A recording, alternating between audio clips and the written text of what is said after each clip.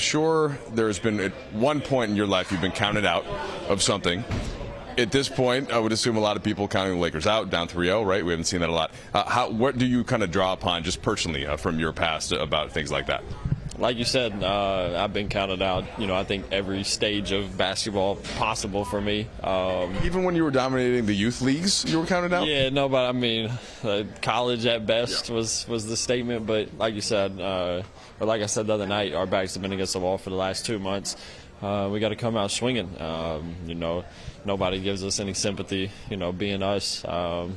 But it's a race to 4 games, not 3. So if we go out and put our best foot forward, we like what we bring. Before we start on tonight, how do you look back at those 3 games, all of which you had a chance to win? A lot of different moments that Denver seemed to find ways to come through that had gone your way in the previous 2 series. So what has stood out to you the most about why things went like they did? I think in at least two of the last 2 games, they've went on like a little 12-0, 12-2 run, kind of to start the 4th or midway through the 4th that, we just need to weather a little bit better. If we can turn that into a 12-6 instead of a 12-0, then, we're still in striking distance, which we've, kind of stayed around that, striking distance and made them games. But if we can, limit that, and have a couple things go our way, we're confident.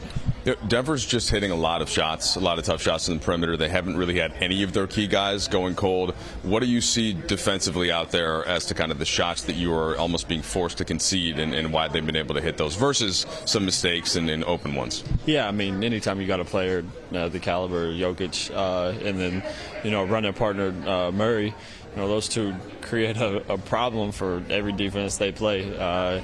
And they got guys stepping up, making shots, playing off of Jokic, getting good looks, but stepping up big and knocking them down. We just got to make it a little bit tougher for them. 3-point shooting, though, for you, Austin, has certainly been locked in. You're getting more, but certainly just making a high level of them. How has that evolved for you this postseason to get to the point where you're in such a rhythm like you are?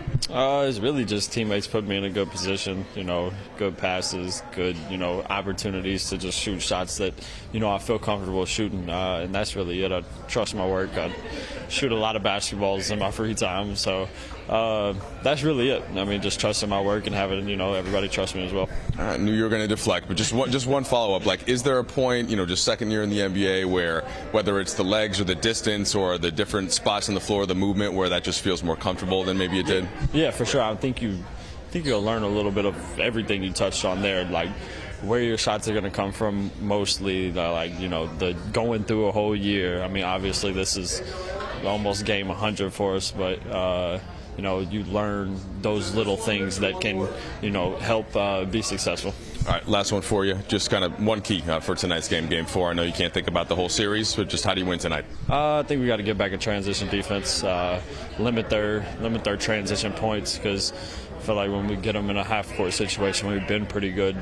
Just get back, load up, and you always got to be cognizant of Jokic, but he's such a good passer. You got to be able to fan out as well. All right, we appreciate it, Austin. Appreciate you.